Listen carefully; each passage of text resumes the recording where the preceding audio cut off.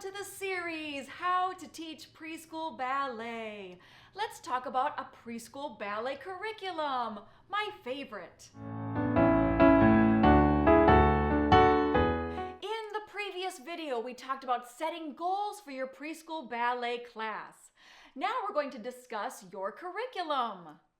First, what are you going to teach? Before you can teach a good ballet class, you need to have a well thought out and creative curriculum. How you come up with your curriculum may depend on where you teach and whether your program director provides you with a curriculum. In all cases, you'll be teaching a few basic ballet steps and presenting them in a creative way. I provide my teachers with a curriculum because I've created my Wish Upon a Ballet program for preschoolers, which I love. Places at which you teach will either have a curriculum or they will expect you to come up with your own. The curriculum for your class may also depend on the kind of school where you're teaching. A program may want a traditional ballet class, or they may want a class that is freer to let the children explore. I personally believe a class that has many creative games and activities will be more productive for preschoolers than a class that has children repeating steps over and over or standing at the bar.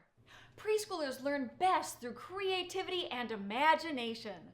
The bottom line is, children will follow you in whatever you do if they can also play games and pretend to be their favorite characters. They truly learn better this way. Come up with a child-friendly theme and find songs for choreographed dances and creative movement games that go along with that theme. Preschoolers need to be able to imagine different situations, places, people, or animals. Each song should have a story. Who are you singing and dancing about? Let's take an example of Twinkle, Twinkle, Little Star. There are many different versions of this song that would go well with a preschool ballet class. How can we spark the students' imaginations?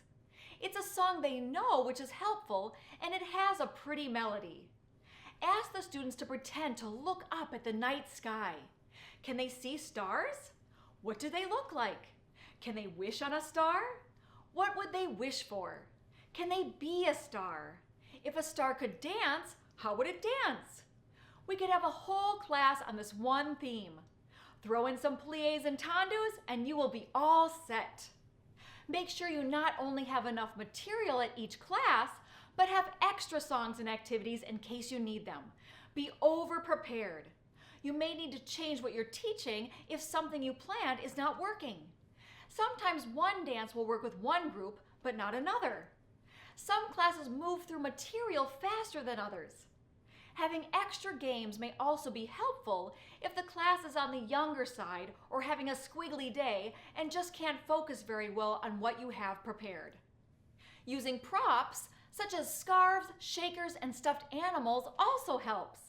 A parachute is great to have in class for a change of pace. So now, what ballet steps can preschoolers handle? There are a few basic ballet steps and make sure I cover each session. These include first position, second position, plie, releve, and tendu. Usually I include arabesque and passe as well for fun and to practice balance. At the end of each session, these are the steps I want my students to know and be able to show their families. I may add other steps to mix it up from time to time, but these are the ones I make sure to cover. Now let's talk about knowing the subject of ballet. If you would like to teach ballet, then learn about it. Not only take class, but read about ballet. Part of why I created my website, wishuponaballet.com, was for my own benefit. I wanted to learn more about ballet history, famous dancers, ballet companies, and all of that. In addition, many parents of my students ask me ballet questions, and I want to be knowledgeable. Teachers should keep training and taking classes. There are always new discoveries to be made when learning ballet. Continuing your training keeps you on top of your technique, sets a good example for your students, and gives new ideas on how to teach. We are all still learning. A 3-year-old is not going to have any idea what your ballet training is, and their parents may not as well, but that doesn't matter. Be respectful of the art of ballet and of your students. Know ballet. Now let's talk about knowing the material as far as your curriculum. It's much easier to teach a class when you know the dances and steps you're going to be teaching by memory. I'm not saying you can't have notes to look at from time to time. That's actually a good idea. I may have notes reminding me about my class order or any new choreography. But if you need to carry notes around with you and look at them often, that will be an issue. You don't want to take too much time away from your class.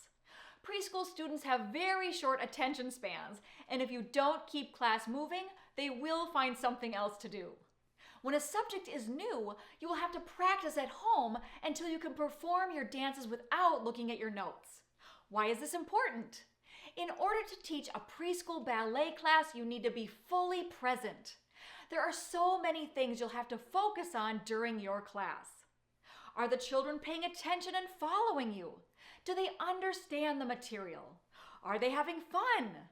The dances need to be second nature in order for you to dance and give directions at the same time. For example, while you're dancing, you may have to remind a student to use her listening ears. Or you could sing along with the songs to make the dances more fun for the kids. Finally, you could remind the students what's coming up next so they don't fall behind. We teachers have so many things to do while we're dancing at the same time. To sum up, it is so important to be prepared for your classes. You as the teacher are responsible for creating a class that's fun, engaging, and actually teaches ballet. Put a lot of thought into the class as far as what you're going to teach and how you're going to teach it. Being prepared will help keep your class engaged and super fun. It will benefit you as well because you'll be much more relaxed and actually have fun too. Thanks for joining me for this discussion on preparation. In the next video, we'll continue this idea when greeting your students at the beginning of class.